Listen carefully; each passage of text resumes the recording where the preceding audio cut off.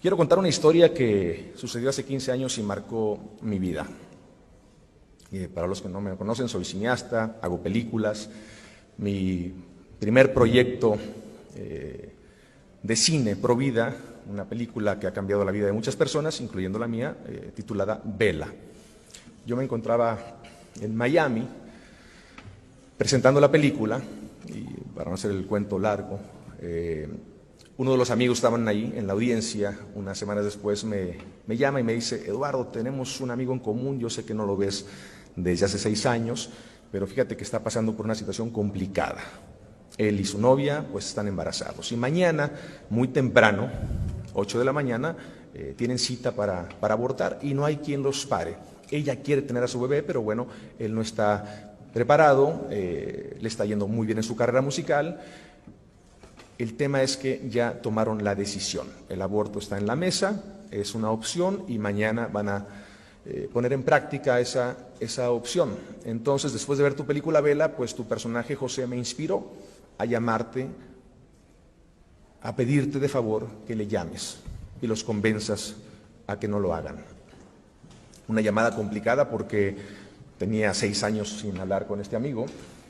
Me armé de valor y le marqué. 1 de la mañana, yo estaba en Los Ángeles, él estaba en Miami. Imagínense, 1 de la mañana, unas horas antes de ir a la clínica a abortar. Y le dije: mi hermano Raymond me llamó, me contó tu situación, sé que estás pasando por un momento difícil, no estoy aquí para juzgarte, al final del día tú vas a hacer lo que se te pegue la gana, pero escúchame un segundo. Y por dentro yo no sabía qué decirle, y en eso pensé en la Madre Teresa de Calcuta, y una de sus frases me inspiró y le dije: hermanito mío, si tú no quieres a tu bebé, dámelo a mí, yo te lo cuido, yo te lo adopto. Segundos en silencio, se me hicieron una eternidad. Yo por dentro me decía: ay, ay, ay, ya soy papá. Le mandé un video, vio el video, me llamó nuevamente y llorando me decía: acabo de ver el video, Eduardo, y lo que me dijiste. El bebé no tiene la culpa, ¿verdad? El bebé no tiene la culpa, mientras lloraba. Acabamos de ver el video también con mi novia y estamos llorando. Cancela la cita, les dije. Viajé a Miami, les mostré la película Vela a los dos y meses después nació una niña que le pusieron como nombre Vela. No soy el papá, pero soy el padrino. Invité a Vela al Senado de la República. Ella nació en Miami, vive en Miami, tiene 14 años. Le dije: acompáñame para que saludes a los que van a estar presentes, y quiero invitar a Vela para que la conozcan y salude.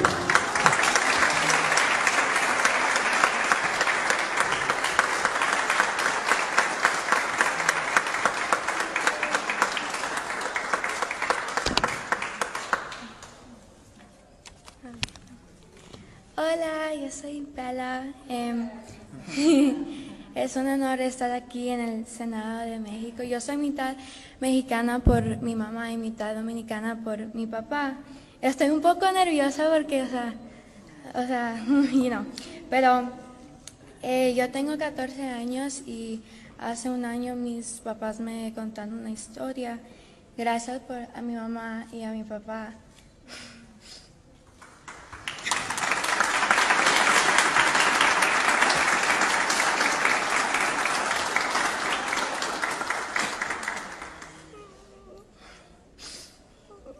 Gracias, padrino, por influir en la decisión. Estoy aquí porque la vida vale y yo sé que hay muchos papás y muchas mamás que están dudando, como mis papás también dudaron, pero la vida vale y quería felicitarles a todos por el gran trabajo que ustedes hacen por defender la vida. Y gracias, padrino, por salvarme la vida.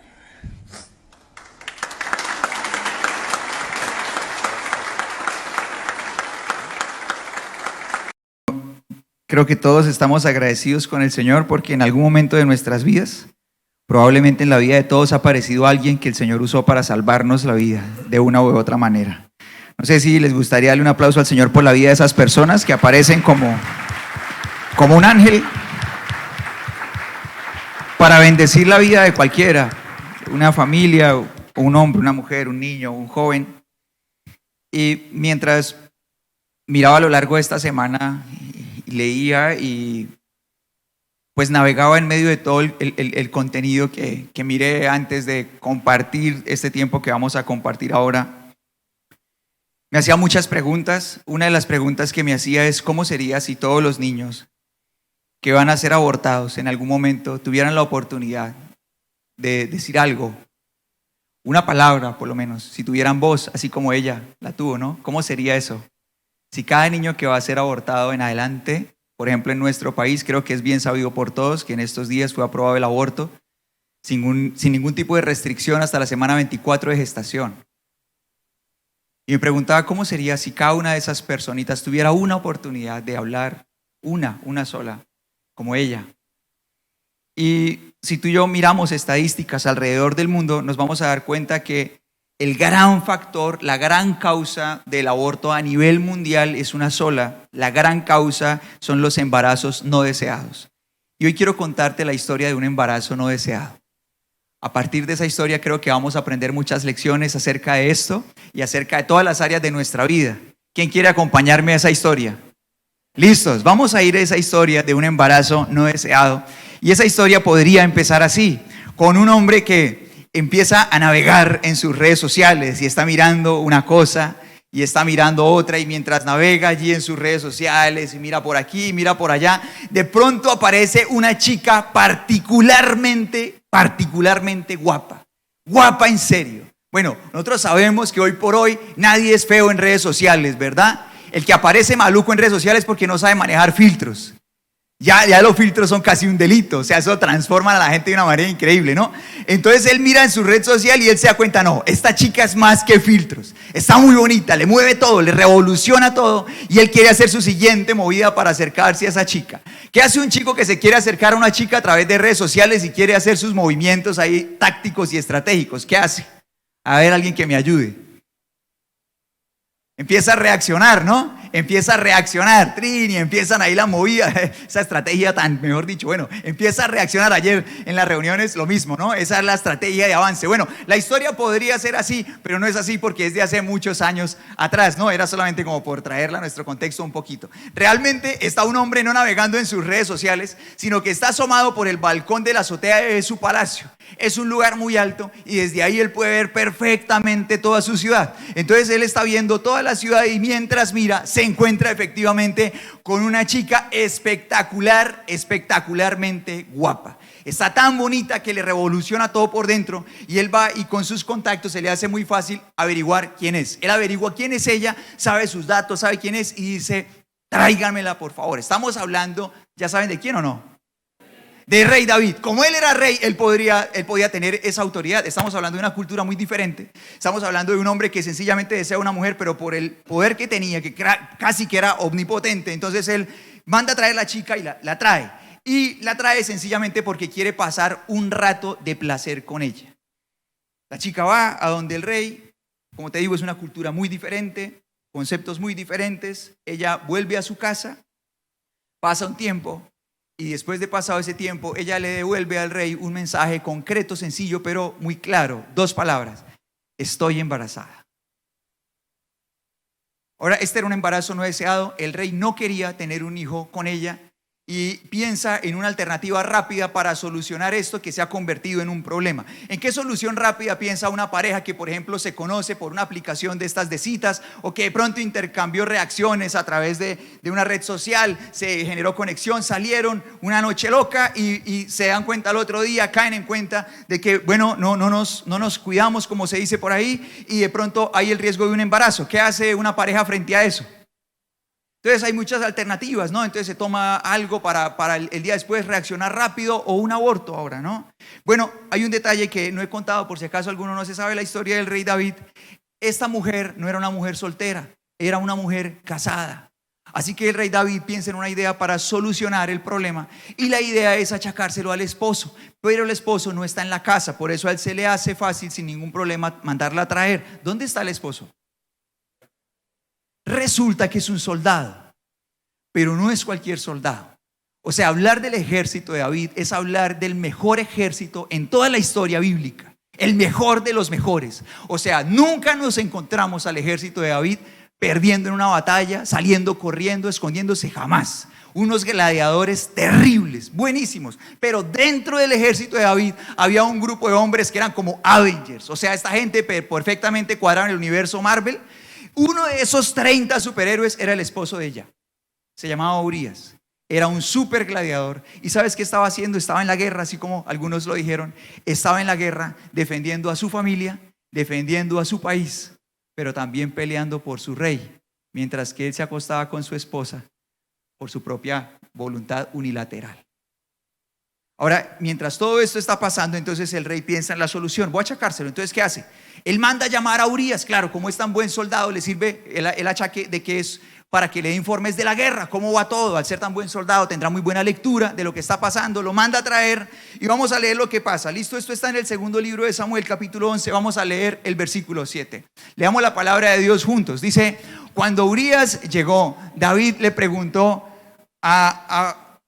cómo estaban Joab y el ejército, cómo marchaba la guerra. Versículo 8 dice: después le dijo a Urías: ve a tu casa a descansar. David incluso le envió un regalo a Urías apenas dejó el palacio. Pero Urías, ¿qué pasó? ¿Qué pasó? Léelo por favor en voz alta. No fue a su casa, sino que durmió esa noche a la entrada del palacio con la guardia real. Al enterarse David de que Urías no había ido a su casa, lo mandó llamar y le preguntó: ¿qué pasa? ¿Por qué no fuiste anoche a tu casa después de haber estado fuera por tanto tiempo? Urías le contestó: el arca y el ejército. Lee conmigo la respuesta de él, por favor, léelo conmigo. Dice: el arca y el ejército de Israel y el de Judá están viviendo en carpas, y Joab, el general del ejército, y los hombres de mi señor están acampando a cielo abierto. ¿Cómo podría yo ir a casa para beber y comer y dormir con mi esposa? Juro que jamás haría semejante cosa. ¿Cómo te parece la lección de lealtad de David? David pensó: este hombre sabe Dios solamente cuánto llevaba sin ver a su esposa. Estaba en una guerra en la que, como siempre en todas las guerras, podría ser una guerra de no volver. O sea, él podría no volver nunca, ver nunca más a su esposa. Lo iban a volver a mandar. Ahora él viene. Y David pensaba: pues este hombre no se va a aguantar la oportunidad de ir a pasar una noche con su esposa. Pero resulta que él prefiere quedarse con los viejos barbados de la guardia real que ir a dormir con su esposa. ¿Por qué? Por una razón: lealtad. Porque sus hermanos soldados estaban dando la vida en el campo de batalla. Ninguno de ellos estaba teniendo noches de placer con sus esposas. Todos ellos estaban dando la vida por su nación y él no podía ser diferente. Y mientras ellos estaban dando su vida, hacer algo contrario, a seguir estando conectado con ellos de corazón. Eso se llama lealtad. Y David recibe una gran lección de que hay cosas muchísimo más importantes que nuestros deseos, que nuestros impulsos, que nuestros placeres, que los deseos sexuales puntualmente. Y una de ellas que descubre es la lealtad. ¿Qué más podríamos nombrar? Es un grupo gigante, pero ¿qué más podríamos nombrar que es más importante que el placer? ¿Qué más podría uno decir? ¿Qué cosas también más importantes que eso hay? Nombremos, ayúdenme por favor. La responsabilidad, por ejemplo. ¿Qué más podríamos nombrar? El respeto al otro, la familia, ¿verdad? El propósito para nuestras vidas, ¿cierto que sí? Los sueños son más importantes, trascender, que nuestra vida sea más que el tiempo que pasamos aquí en la tierra, ¿cierto que sí?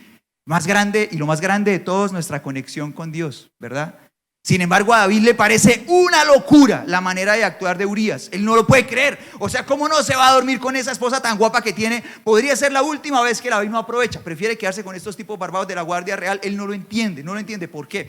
Porque aunque David en su mente quería agradar a Dios, él había sido una persona que había amado a Dios en su juventud, pero en este momento de su vida él estaba impulsado solamente por sus deseos, por el desenfreno. Entonces sobresale una verdad bien grande, y es que nosotros no terminamos haciendo lo que sabemos que está bien, sino lo que realmente nos impulsa de corazón. Y por eso para David era una locura que Urías dijera que él no iba a dormir con su esposa y se quedaba por ser leal, mientras que él no podía controlar sus pasiones sexuales en esa etapa de su vida.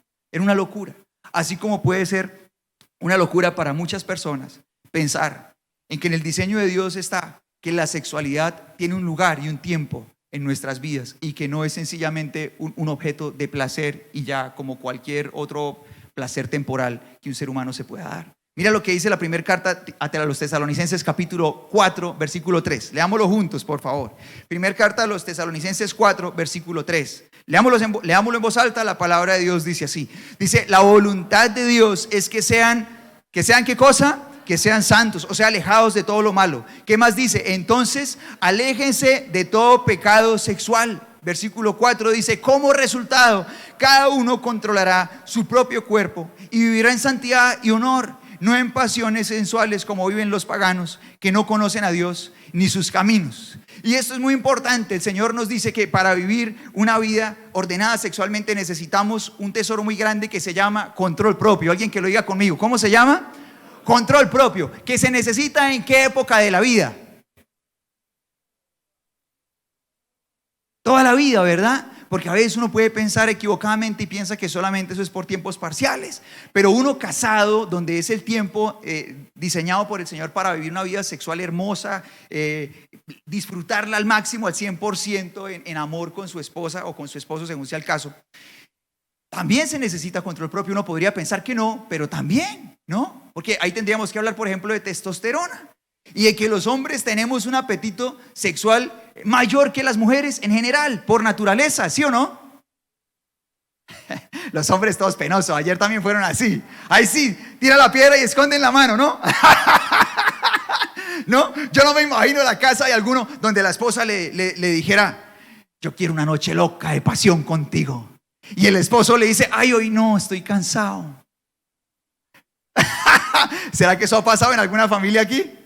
No creo. Yo creo que si algún hombre dice eso hay que llevarlo al médico. De verdad está enfermo, algo le pasa, está malito de verdad, está a punto de morir. Pero un hombre está ahí cumpliendo su responsabilidad. Es como que la esposa le dice, quiero tener una noche loca contigo. Y así tenga COVID-19, ¿cierto que sí? La variante que sea, está ahí como, Señor, sí Señor, ¿no? A cumplir con mi deber. Primero pierdo la vida antes de cumplir con mi deber. Aquí soy. O sea, para que un hombre se niegue, o sea, realmente tiene que ser una situación, ¿no? ¿Por qué? Por sencillamente cuestiones biológicas, la diferencia es grande. Entonces, bueno, la palabra también enseña que las chicas deben ser consideradas con eso y meterle actitud, ¿no? No siempre tiene que pasar que un hombre quiera, pero bueno, que aporten un poquito. Pero cuando no se puede, cuando la chica dice, estoy cansada, ¿qué toca meterle? Dígalo conmigo, 2 palabras. ¿Qué toca meterle? Control propio. Control propio. Ahora, mira que el control propio no es algo que aparece de la nada. Veamos otra vez lo que dice la palabra de Dios. Mira lo que dice la palabra del Señor ahí en la primera carta a los Tesalonicenses. Vamos a pedirle a producción que volvamos a primera Tesalonicenses 4, versículo 3, y leámoslo con atención de nuevo. Dice, la voluntad de Dios es que sean santos. Dice, entonces, ¿qué cosa? Aléjense de todo pecado sexual. Y en este momento tú y yo tenemos que recordar la enseñanza de nuestro Señor Jesús, y es que nuestros pecados, nuestros impulsos, nuestros deseos no empiezan con acciones, sino que empiezan dentro de nosotros, empiezan a operar dentro de nosotros como un pensamiento, como algo a lo que le abrimos la puerta y empieza dentro de nosotros primero y luego sí se convierte en acciones. Y con el sexo, con la sexualidad desenfrenada es igual. Entonces mira esto. Si nosotros no tomamos la decisión de alejarnos de todo lo que pueda ser un combustible para tener una vida sexual que no podemos controlar como un caballo desbocado, es imposible si no nos alejamos de ese combustible que nosotros tengamos control propio. Entonces, por ejemplo, si una persona en su celular, cuando tiene tiempo libre, lo que hace es meterse a TikTok y ver chicas haciendo twerking, ¿será que solamente eso, será que tendrá buen control propio o no? ¿Tú qué dices? ¿Será que su mente está bajo control, bien enfocado? ¿Será que? La verdad que no. O sea, mientras uno no se mantenga alejado y empiece uno a reconocer qué es el combustible para que mi mente maquine todas las cosas que no tiene por qué maquinar y empiece a tomar distancia de ellas, será imposible que pueda tener control propio. El desenfreno empieza aquí. No es cuestión de otra parte del cuerpo, sino de aquí, de la mente. Y por eso la palabra del Señor dice, aléjense de todo pecado sexual. ¿Y qué más dice el versículo 4? Volvamos otra vez, por favor. El versículo 4 dice que si nosotros nos alejamos de todo pecado sexual, sigamos ahí a la que sigue, dice como resultado. Alguien que diga conmigo, como resultado, cada uno controlará su propio cuerpo y vivirá en santidad y honor. Esto le pareció una locura a David, porque en ese momento David estaba desenfrenado. Entonces para él era imposible, era una locura que este hombre le diera una respuesta como esa. Pero cuando hay control propio, se pueden tomar decisiones con fundamento tan buenas como la de Urías, donde se empieza a valorar lo más importante de la vida, como la lealtad, la fidelidad, el amor, el respeto, tantas cosas que están por encima de nuestras pasiones. ¿Sí están conmigo todos? Y aquí tú y yo obtenemos una primera lección de esta historia, y es que todos necesitamos estar entrenados en el control propio para todas las áreas de nuestra vida, porque nosotros no sabemos cuándo lo vayamos a necesitar. Necesitamos estar entrenados todo el tiempo. ¿Sí están conmigo o no? Todo el tiempo. O sea, tú no sabes cuándo vas a necesitar usar control propio.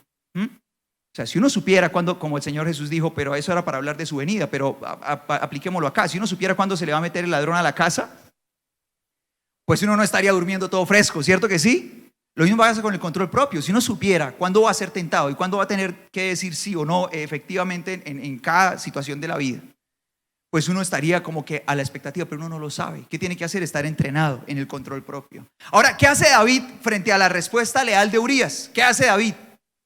¿Qué decidí hacer? ¿Se impacta y reflexiona o qué hace? ¿Qué hace? Lo emborracha, ¿no? Lo emborracha, le pega su borrachera y dice, bueno, como a algunos se les aflojan por allá diferentes cosas, cuando se emborrachan, vamos a ver si a este se le afloja la lealtad, ¿no? Unos se vuelven gastadores, otros se vuelven todos locos, otros mejor, bueno, tantas cosas que pasan, ¿no? Vamos a ver si a este se le afloja la lealtad. Y lo emborracha, y Urías borracho sale del palacio. ¿Y qué hace Urías? Los que ya se vieron la película ahí en el segundo libro de Samuel capítulo 11, ¿qué hace Urías? En lugar de irse a donde su esposa, el rey dijo, no, todo borracho, ese borracho sí se va para la casa. Otra vez Urías borracho es más leal que el rey en su sano juicio y se queda a dormir otra vez con los soldados barbados de la Guardia Real. ¿Cómo nos parece eso? ¡Wow! Es muy impresionante. Ahora, la estrategia de David no funciona, así que él tiene que buscar una solución diferente porque la situación es la siguiente. David está a punto de que se conozca un adulterio con uno de sus mejores hombres. ¿Cómo quedaría su reputación ante su ejército, ante sus héroes, sus soldados? Un rey que mientras ellos se van, hace esas cosas. ¿Cómo quedaría su reputación delante de su nación como rey? Todo lo que él había construido de la mano de Dios en tiempos de fidelidad, ahora se estaba arruinando en esta temporada de su vida. ¿Y cómo iba a quedar? Él quería solucionar el problema de manera rápida. ¿Qué podría hacer? Bueno, él encuentra una solución. ¿Alguien se acuerda qué solución tomó? Bueno, lo convirtió en mensajero y lo devuelve al campo de batalla con una carta. ¿Quién quiere leer qué dice la carta? ¿Listos? Vamos a ir al segundo libro de Samuel, capítulo 11, versículo 15. Lee conmigo esta carta. Dice, la carta daba las siguientes instrucciones a Joab, el general del ejército. ¿Qué decía? Pon a Urías en las líneas del frente, donde la batalla sea más violenta. Luego retrocedan para que lo maten. ¿Qué decidió hacer él para acabar con el problema de este embarazo no deseado, no planeado, que fue solamente el resultado de su placer desenfrenado? Matar a un inocente. En este momento, pues es Urías. ¿Qué crees que pasó con Urías? Efectivamente, este hombre vuelve al campo de batalla, es un valiente. Él no reprocha donde lo pongan en la guerra. El general lo manda a uno de los lugares más hostiles, lo pone frente a la muralla, en un lugar donde hay arqueros. Y en ese lugar efectivamente se cumplen las órdenes del rey. Urías muere acribillado allí delante de la muralla, como un valiente dando la vida por su rey, por su patria, por su familia, sin saber todo lo que estaba pasando alrededor de él. Ahora pensemos en esto. ¿Quién fue el responsable de que se gestara ese embarazo? David, ¿verdad? Fue su decisión unilateral. Recordemos que no podemos decir aquí David y Betsabé, porque fue el rey quien la mandó llamar bajo sus propios deseos. Es una decisión unilateral, una cultura diferente. ¿Quién es el responsable de este embarazo? David. Ahora, ¿quién debería asumir las consecuencias de este embarazo que se está gestando? David también. Pero sin embargo, él usa de una posición superior para quitarse el estorbo de en medio, porque él no tenía problema con tener una esposa más en medio de una sociedad que practicaba la poligamia y tener un hijo más porque él tenía toda la plata del mundo. Su estorbo era que su vida se iba a arruinar, su dignidad, su honor, que su vida no iba a quedar intacta. Él quería que ese estorbo no existiera para que su vida no se afectara. Y entonces el estorbo se podía quitar matando a un hombre inocente que se llamaba Urías. Ahora, traigámoslo a la situación presente con lo que estamos viviendo en nuestro país con respecto a esta nueva ley de aprobación del aborto. Si una pareja se va de noche así, de descontrol, y luego, tiempo después, saben que están embarazados. ¿Quiénes son los responsables de ese embarazo que se gestó? ¿Quiénes deberían asumir las consecuencias de ese embarazo que se gestó? ¿El bebé o la pareja? Sin embargo, a partir de ahora, en nuestro país entra una lista de países en donde una mujer puede quitar el estorbo de su vida de manera unilateral, acabando con esa vida que está allí en su vientre. Reclamando muchas cosas, los grupos feministas han buscado que se establezca este tipo de normas en las que se puede acabar con la vida de un ser humano hasta 6 meses de gestación en el vientre de una mujer, sencillamente porque le estorba. Una de ellas es derecho sobre su propio cuerpo, los derechos sobre sí mismas. Las mujeres reclaman derechos sobre su propio cuerpo. Claro que sí, claro que tienen derecho sobre su propio cuerpo. Es una mujer, hace con su cuerpo lo que le parezca bien. Hace dieta, hace ejercicio, se hace las uñas, se pinta el pelo, se arregla las cejas, se hace diseño de sonrisa, puede donar un riñón, un pulmón, sacarse el intestino o donar el corazón si quiere. Pero es que un niño no es un órgano de su cuerpo, es un ser humano diferente. Lo que pasa es que por diseño divino fue puesto en el lugar que debería ser el lugar más seguro de la tierra, el vientre de su mamá. ¿Quién puede defender a un ser humano mejor que su propia madre? ¿Quién puede cuidarlo mejor que su propia madre? Por eso en ese lugar, yo me imagino un hombre embarazado, ¿no? Uy, no, me llamaron los amigos para ir a echar en la sintética. Uy, ¿qué hago? ¿Qué dilema? ¿No? En la mujer es mejor.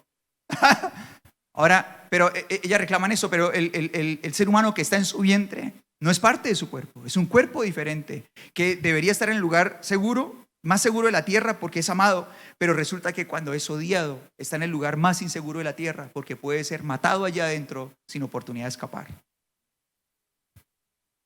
Esos grupos feministas también reclaman pues, que se defiendan los derechos de la mujer como ser humano. Y pues está bien, claro que sí, todos los seres humanos debemos tener igualdad de derechos, qué bien por eso, pero por esa misma razón, ese ser humano que está en el vientre, a pesar de ser muchísimo menor en edad, tiene derechos y también debe ser respetado. También reclaman una vida digna, pero es justo ahí donde aparece la segunda lección que nosotros aprendemos, porque igual que David, en nuestra sociedad se busca más atacar las consecuencias de los problemas que las causas. Y es donde el diseño de Dios aparece para nosotros y debería hacernos reflexionar. En el diseño de Dios, la sexualidad que genera impulsos tan fuertes debe vivirse en una etapa de la vida en la que justamente esté abrazada por la responsabilidad.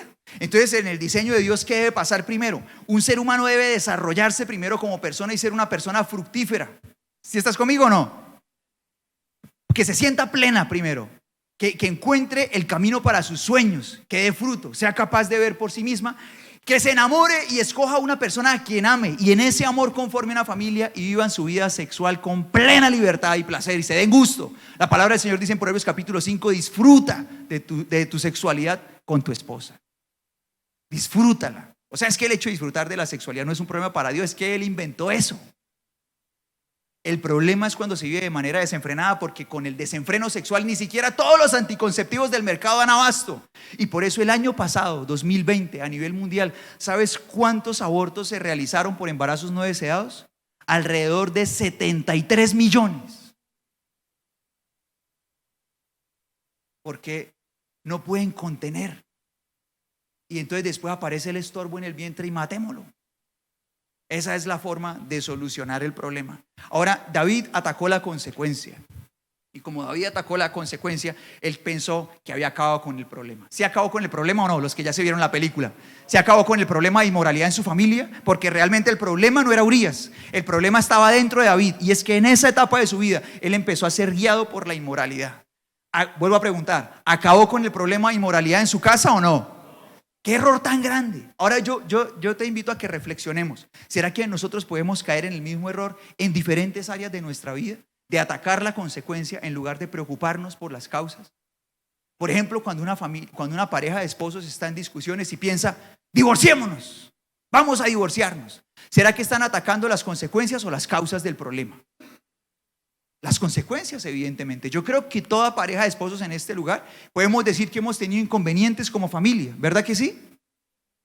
Y tal vez en medio de algunos inconvenientes, sobre todo empezando el matrimonio, por ejemplo, hablo por mí, uno podría cuestionarse, uy, ¿será que yo sí decidí bien? No sé si alguien ha pensado o pensó alguna vez eso. Mejor no diga nada porque de pronto, cuando saque le dañe el almuerzo, no diga nada, tranquilo. Pero yo sí digo, yo ya me embalé el fin de semana. Yo sí, y esto ya lo había hablado con mi esposa, no la cogí ahí con el balde de agua fría ayer. No, esto ya lo hemos hablado muchas veces. Yo sí, al principio de nuestro matrimonio yo sí pensé, y en esos momentos yo entonces recordaba, hacía flashback y yo decía, no, pero es que antes de empezar yo estaba súper enamorado y seguro, o sea, yo tengo argumentos para haber empezado este hogar y yo había escogido y soñé con casarme con esta chica y fue una decisión que tomamos con plena convicción en nuestro corazón. Ahora, empezar a recordar y empezar a pensar, bueno, ¿qué me enseña el Señor para poder construir? Entonces uno se acuerda, es que es en amor, es que es dialogando, no alegando. Es que podemos perdonarnos y podemos ceder. Es que la idea es que construyamos entre los dos una sola cosa y no es que nos agarremos hacia topes, sino que empecemos a construir como un engranaje en el que los dos podamos funcionar y dar fruto. Ya entendí. Y entonces poco a poco uno va construyendo, pero entonces la cosa es remitirse a las causas, no a las consecuencias. Porque si no a las consecuencias, cualquier hogar se divorcia. ¿Y quién no tiene problemas? ¿Sí o no? ¿Sí está conmigo o no? Pero la cuestión es ir a la causa y tener la madurez y el corazón rendido los dos al Señor para poder edificar un hogar. Ahora, cuando alguien dice, no le hablo a mis papás, ya, no le hablo más. O sea, cuando alguien dice eso, ¿qué está atacando? ¿Las consecuencias o las causas? Consecuencias, ¿sí o no? O sea, el problema, la consecuencia de la situación es que ya no se entiende con sus padres. Y entonces como decisión dice, no les hablo más. ¿Por qué no remitirnos a la causa? ¿Por qué no pensar si es que de pronto estamos siendo orgullosos? ¿Por qué no pensar si es que de pronto no nos sabemos hablar y tal vez toca bajarle a los decibeles cuando hablemos? Tal vez toca ser más humilde, ¿cierto que sí? Ir a las causas. Cuando alguien de pronto ve a un niño que no le hace caso a su hijo y dice, este chino cansón, ya no me lo aguanto. Cuando dice esas cosas, ¿de qué está hablando y qué está atacando? ¿Las consecuencias o las causas? Consecuencias. ¿Por qué no pensamos más bien que cuando ese niño o esa niña llegó al mundo era un cuadernito en blanco y que nosotros empezamos a escribir en ellos? Y más bien uno pensar, ¿qué puede estar pasando en casa? ¿O cómo puedo estar aportando yo para que el carácter de él como que se esté convirtiendo en un carácter que tiene rebeldía y de pronto mala actitud? ¿Qué puede estar pasando? ¿Cómo puedo aportar yo para mejorar eso? ¿Será que necesito más tiempo compartido con él? ¿Será que necesito jugar más con él? Ese tipo de cosas en lugar de sencillamente echar cantaleta. ¿Sí están conmigo o no? Ahora, David una vez más ataca las consecuencias y él cree que soluciona el problema. Él cree que acaba con el problema, como cuando alguien se divorcia y cree que se acabó el problema. Vaya y empiece otra nueva relación a ver cómo le va, a ver si no arrastra de los mismos problemas para allá y muchas de las cosas que él vivió con su pareja anterior las repite con esa, de pronto en otro formato, con ciertas variables, pero a ver si no comete las mismas embarradas. Claro que sí, porque es que el problema lo carga uno es por dentro. Entonces David piensa que soluciona el problema y con el tiempo tú y yo nos damos cuenta de una palabra muy poderosa que está en Gálatas capítulo 6 versículos 7 y 8. Vamos a leerlo juntos. ¿Qué dice la palabra del Señor? Dice, no se dejen engañar, leámoslo juntos. Nadie puede burlarse de la justicia de Dios. Siempre, ¿qué cosa? Siempre se cosecha lo que se siembra. Dice, los que viven solo para satisfacer los deseos de su propia naturaleza pecaminosa, cosecharán de esa naturaleza destrucción y muerte. Pero los que viven para agradar al Espíritu, del Espíritu cosecharán vida eterna. Siempre se cosecha, ¿qué cosa? Lo que se siembra. Todo ser humano, siempre todos cosechamos de lo que nosotros mismos sembramos. Entonces en esos momentos en nuestra vida en los que nosotros hemos sembrado impulsados en nuestros propios deseos y hemos cometido errores, nosotros hemos cosechado esos errores y después de la mano del Señor, claro, Él quiere sanar nuestras vidas, pero tú y yo tenemos que afrontar las consecuencias de esos errores y de la mano del Señor ir sanando nuestra vida, nuestro hogar, nuestra familia con el tiempo, con paciencia también, ¿sí o no? Pero también en la medida que aprendemos a sembrar cosas buenas, nosotros vamos cosechando de esas cosas buenas que también aprendemos a sembrar. David había sembrado un tiempo de inmoralidad en su casa y él pensó que matando a Urías él lo iba a solucionar porque cuidaba su reputación y su vida quedaba intacta. Pero con el tiempo tú y yo vemos las consecuencias de ese tiempo de inmoralidad en la familia de David. 2 de sus hijos mueren por estar involucrados en actos de inmoralidad. Uno de ellos abusa de una hija de David, una medio hermana suya. Y otro de sus hijos mata a ese hombre en venganza. Luego ese asesino de su hermano, por venganza, abusa de concubinas, o sea, como unas esposas de segundo grado, por decirlo de alguna manera, en esa cultura.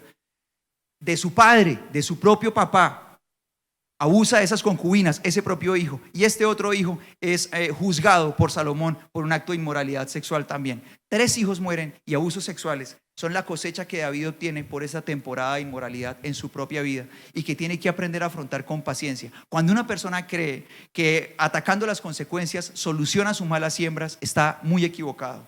Todo lo que el ser humano siembra, tarde o temprano, lo cosecha. Por eso una mujer que decide ir a acabar con la vida de un bebecito sencillamente porque es un estorbo para su vida, esa acción la perseguirá toda su vida. Toda su vida. Que un día el Señor puede sanar su corazón y tantas cosas, sí, pero esa acción es una siembra y todo lo que uno siembra lo cosechará también. Y aquí nosotros tenemos una segunda lección de esta historia, y es que atacar las consecuencias nunca arregla los problemas, hay que buscar las causas. Ahora, David recibe un nuevo informe de guerra, y el nuevo informe de guerra, en medio de muchas otras cosas, Joab, el general, le manda un mensaje cifrado. O sea, obviamente Joab no es evidente porque esto es un mensaje secreto que David decide mandarle al rey. ¿Con quién se lo manda? Con el propio hombre que iba a morir. ¿Por qué sería que David manda el mensaje con el mismo que iba a morir y no desconfía y que de pronto le eche una miradita por ahí? Porque era un hombre leal. Impresionante, ¿no? Como una persona con malas intenciones utiliza incluso las cosas buenas que tiene otra persona para buscar sus propios propósitos y hacer daño también, ¿no? Entonces, él recibe un mensaje ahora, David, un mensaje cifrado. Y el mensaje, bueno, tiene un montón de informes de guerra, pero dentro del mensaje dice, y murió uno de nuestros hombres más importantes, murió Urías. Cuando David recibe ese mensaje, ¿se arrepiente? ¿Siente arrepentimiento? No, mira lo que dice la palabra de Dios en el segundo libro de Samuel, capítulo 11, versículo 26. Dice la palabra de Dios así, léelo en voz alta conmigo, por favor. Dice, cuando la esposa de Urías se enteró de que su marido había muerto, hizo duelo por él. Una vez cumplido el periodo de luto, David mandó que le trajeran al palacio y pasó a ser una de sus esposas. Luego ella dio a luz un hijo, pero el Señor, ¿qué pasó? Estaba disgustado con lo que David había hecho. Por lo tanto, el Señor envió al profeta Natán para que le contara a David la siguiente historia. Había 2 hombres en cierta ciudad. Uno era rico y el otro era pobre. El resto de la historia te lo cuento yo. El hombre rico tenía muchos ganados, tenía muchas ovejas y de todo tipo de animales.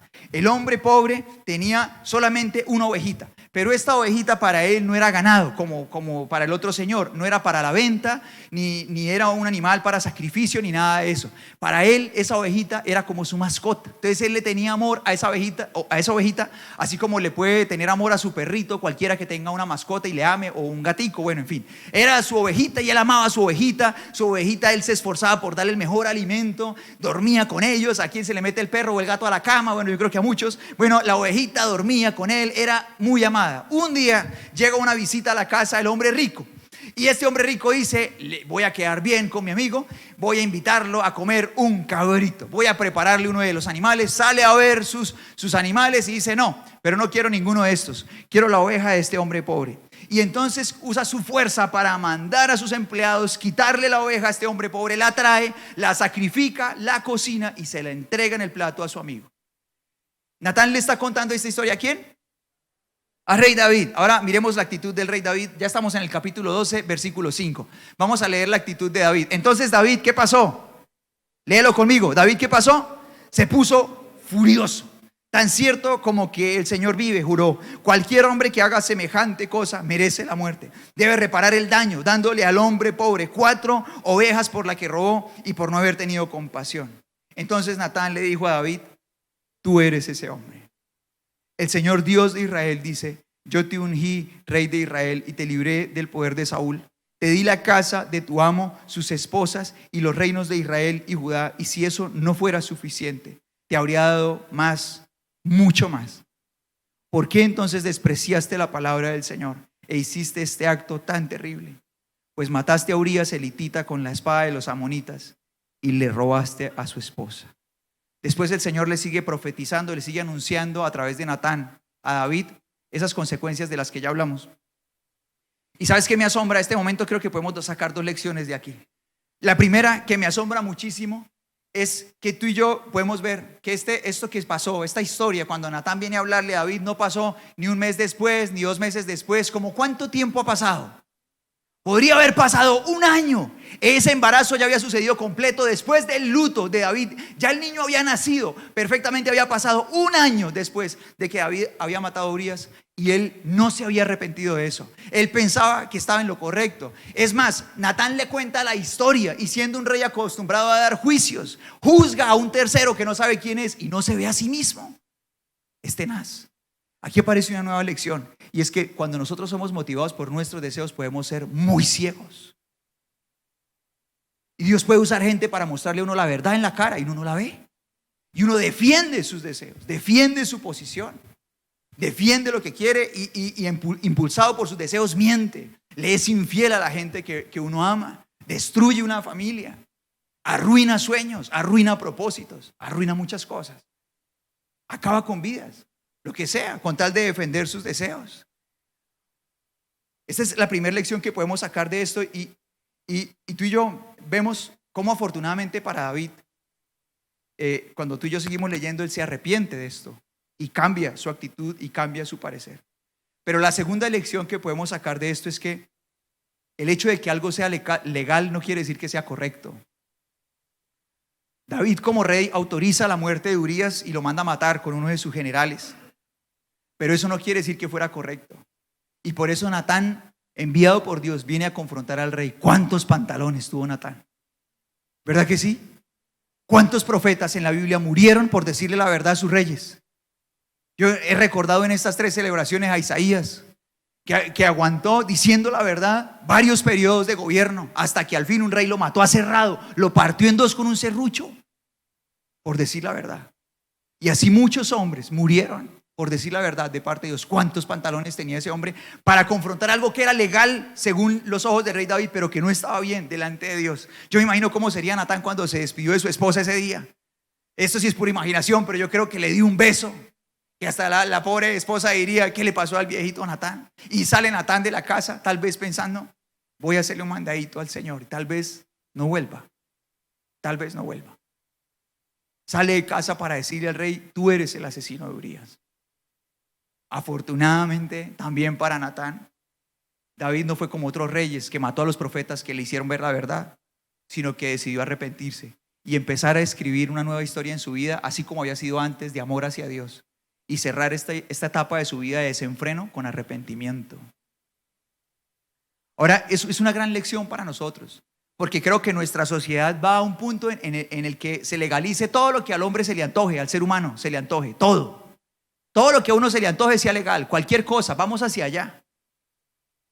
Y uno tiene que ser consciente de que uno no puede dejarse impulsar por las tendencias ni por lo que sea legal, sino que si uno quiere vivir haciendo lo correcto, uno tiene que estar conectado con Dios. Y es muy impactante lo que pasa en Hechos capítulo 5, por ejemplo, cuando los discípulos empiezan a hacer la misión que el Señor Jesús nos entregó a todos como iglesia.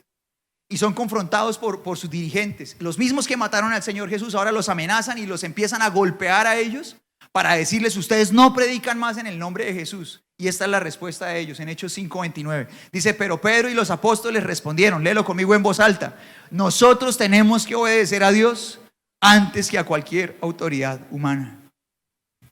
Nuestro país está entrando en una de las escenas de su historia tristes, en las que entra a ser parte de esa lista de países en las que se celebra el hecho de que una persona tenga autoridad para matar a otra sencillamente porque esa otra no tiene voz para defenderse, no puede pagar un abogado. Ahora mira esto, hace un mes aproximadamente vi un video que sucedió en Nuevo México, en Estados Unidos. Es una cámara de seguridad que está grabando un parqueadero muy grande y se ve en el centro de ese parqueadero unos contenedores de basura. Llega un carro blanco en horas del día, está claro, llega el carro, se baja una mujer, saca una bolsa y la bota en el contenedor de basura. Se sube al carro rápidamente y se va. Las mismas cámaras de seguridad graban más tarde, ya en la noche, un carro que llega, se bajan un grupo de personas, 3 o 4, son personas que buscan en basura cosas de valor, pues para comerciar y eso.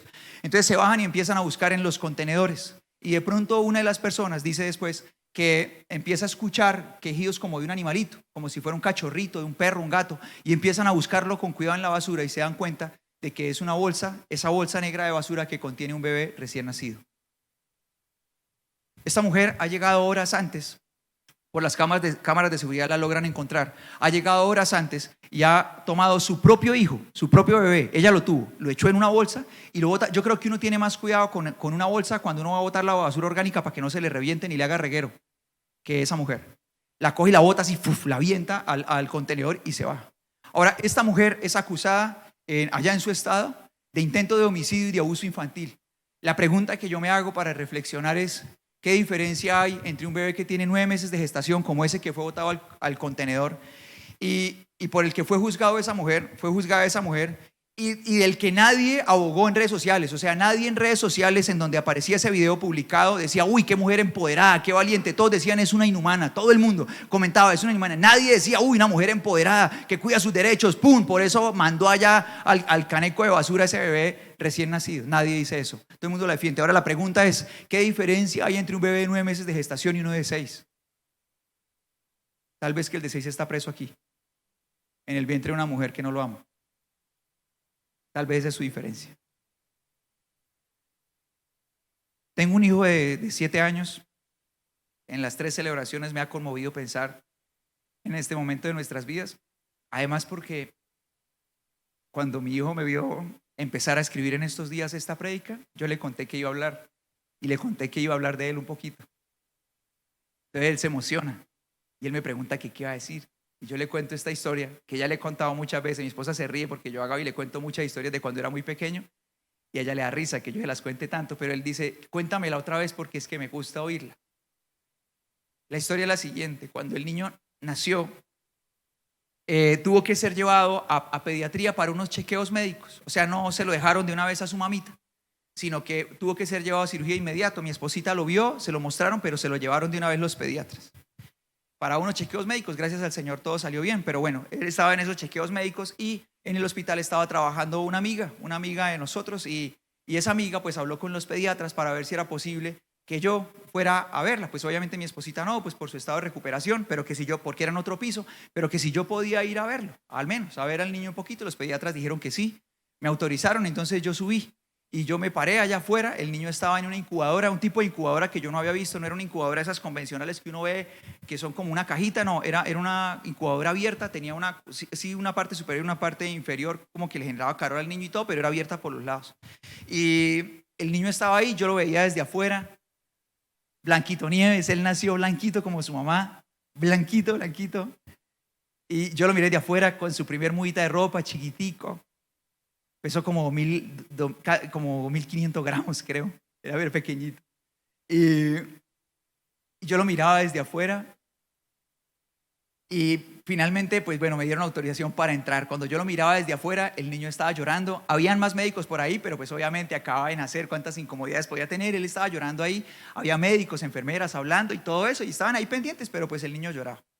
Entonces yo entré, me dejaron acercarme. Y cuando yo me acerqué, pues no lo podía tocar, no lo podía alzar ni nada de eso, pero me podía acercar.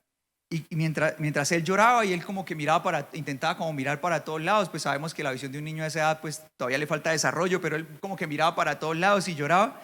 Y cuando yo me acerqué a él, pues le empecé a hablar. Y cuando yo le empecé a hablar, él se cayó de inmediato. Dejó de llorar. Y empezó a buscarme con sus oídos, a escucharme. No lloró más. Nos conocíamos hace 9 meses. Sabía que era papá. Por eso, aunque escuchaba tantas voces, todos eran extraños. Pero cuando escuchó la mía fue diferente. El niño dejó de llorar de inmediato. Fue un regalo de Dios para mí. O sea, esas experiencias de vida que empezaron desde que él estaba en su pancita. Hablarle y ver sus reacciones, o sea, cómo él reaccionaba desde el vientre cuando uno le hablaba, cuando me escuchaba tocar, cuando me escuchaba hacer música, y ver que él nace y tiene unas facilidades para la música, así como cualquier niño que ve a su papá hacer un oficio es hábil para eso más que otros. ¿Sí? ¿Por qué? Porque recibió el estímulo de papá, lo vio hacer eso desde antes, desde el vientre. Él está asociado con esas cosas. Es un milagro que empezó desde el primer momento. Amé a mi hijo con todo mi corazón desde que supe de él. Llegó a entregarme responsabilidades grandísimas, claro que sí. Llegó a entregarme grandes tareas, mi vida cambió por completo, por supuesto. pero creo que es infinitamente más grande el privilegio. Y por eso aprovecho cada oportunidad que tengo para decirle a mi hijo, te amaré toda la vida. Lo abrazo por ahí desprevenido cada vez que puedo. Y le digo, te amaré toda la vida, toda la vida. No dice nada, solo se ríe. Creo que juntos aprendemos muchas lecciones de esta historia. Son lecciones que nos enseñan para nuestro momento cultural como sociedad, pero también para toda nuestra vida como seres humanos.